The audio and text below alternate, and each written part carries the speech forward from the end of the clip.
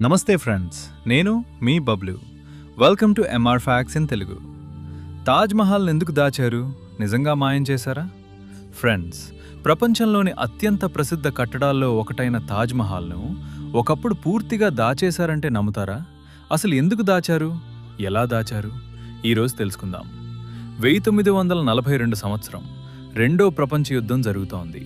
ఆ సమయంలో శత్రు దేశాల విమానాలు భారతదేశంపై దాడి చేసే అవకాశం ఉందని బ్రిటిష్ ప్రభుత్వం భావించింది. తాజ్ మహల్ ప్రపంచంలోనే గుర్తించదగిన కట్టడం కావడంతో అది శత్రువులకు ఒక ముఖ్యమైన లక్ష్యంగా మారవచ్చని భయపడ్డారు.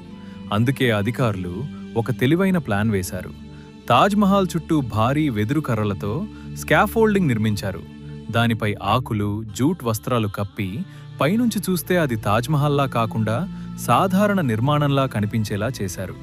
ఇది ఒక్కసారి మాత్రమే కాదు, 1965 మరియు 1971 భారత-పాకిస్తాన్ యుద్ధాల సమయంలో కూడా తాజ్ మహల్ను ఇదే విధంగా దాచారు.